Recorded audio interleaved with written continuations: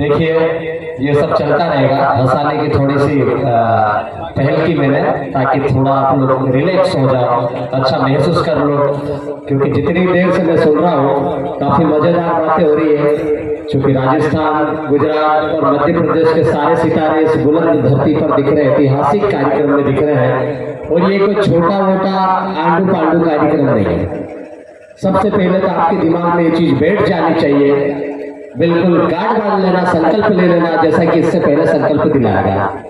ये कोई छोटा मोटा आयोजन नहीं है, शक्ति प्रदर्शन भी नहीं है, ये आपकी आने वाली पीढ़ी को बचाने वाला कार्यक्रम है।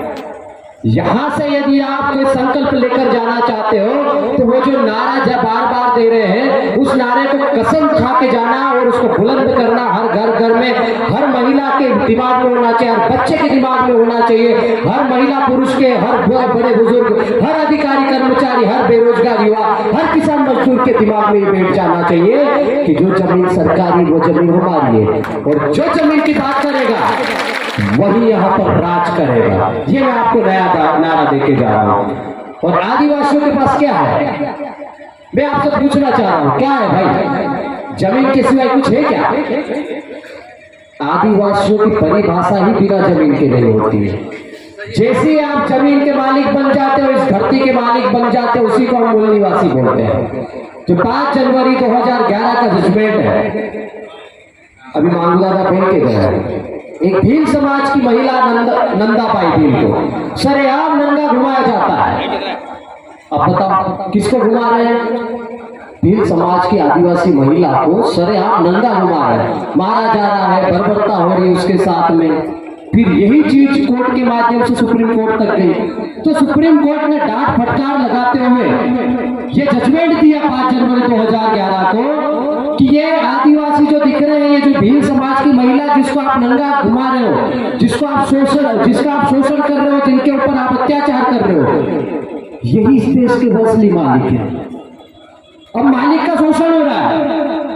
जिस धरती का मालिक था, जिस जमीन का मालिक था, मांगू दादा ने बताया पाजना के बस स्टैंड पे जाओ तो सुबह टिफिन लेके 500 लोग दिखते हैं। अलीराजपुर में भी मंगलवार को मंडी जैसा लगता है सुबह सुबह। छोटी छोटी बच्चियां हमारे काम की तलाश में निकलती है, बड़े बुजुर्ग भी काम की तलाश में निकलते हैं। हजारों की संख्या में लोग आते हैं, काम की तलाश में आते हैं। कुछ लोग ठेके में काम करने जाते हैं, किसी को मकान बनाने का काम मिल जाता है, किसी को घर में झाड़ू पोछा करने का काम मिल रहा है, किसी को फैक्ट्री में काम मिल रहा है। और जो लोगों को काम नहीं मिल रहा वो सब गुजरात और महाराष्ट्र में पड़ा हुआ है। कुछ लोग उधर तेलंगाना में भी गए हुए हैं, साउथ में जाके मजदूरी की तलाश कर रहे हैं। तो इसके पीछे का कारण आपको जानना पड़ेगा भाई, ये क्या कारण है कि जिसको आप मालिक बोल रहे हो वो मजदूर बन गया है? इसके पीछे मुख्य व्यक्ति कौन है, क्या वजह है? उस पर आपको शोध करना पड़ेगा, आत्ममंथन करना पड़ेगा। ढाले ढाले तो सब हमारे लड़के शहीद भी हो गए। ये जो फोटो दिख रही है ये मामूली फोटो नहीं है, ये लोग भूखे नंगे संघर्ष करके मर गए यार।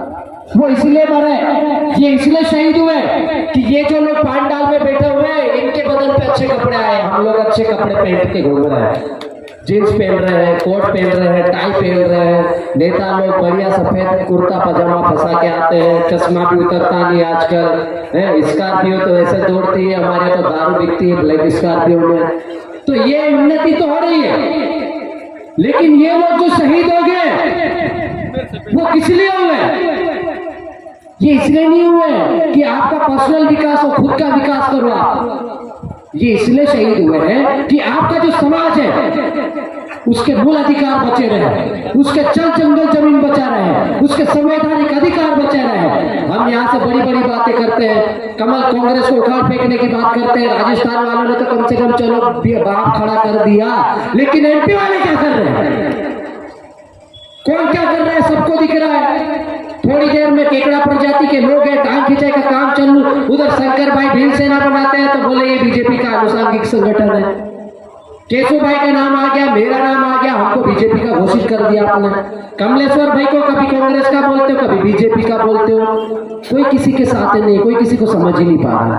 और हमारे वो घुटनों के दिमाग वाले छोटे छोटे बच्चे ना जो व्हाट्सएप यूनिवर्सिटी में पैदा हुए अभी जो 2 साल से साल भर से संगठनों से जुड़े हैं, वो सबसे ज्यादा भसड़ फैलाते हैं। यदि आपको ये मांगू दादा की बात सुननी होती है, अभी उन्होंने क्या कहा कि हम लोग राजस्थान में जाजम पर बैठकर फैसला करते हैं, मंच या फेसबुक व्हाट्सएप पर नहीं।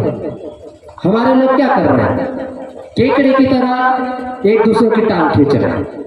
आपने रतलाम में 4 जिला पंचायत सदस्य बना दिए, ये बहुत बड़ी उपलब्धि है। ये काम कोई कांग्रेस बीजेपी नहीं कर पाती जो आप लोगों ने किया है। आपने स्वयं के पैसे से, आपने स्वयं की मेहनत से इन लोगों को अपने क्षेत्रों से बाहर धकेल दिया है। ये ऐतिहासिक उपलब्धि है और यहीं से रास्ता निकलेगा विधानसभा का, यहीं से निकलेगा संसद दिल्ली तक का। मैं अभी अलीराजपुर विधानसभा से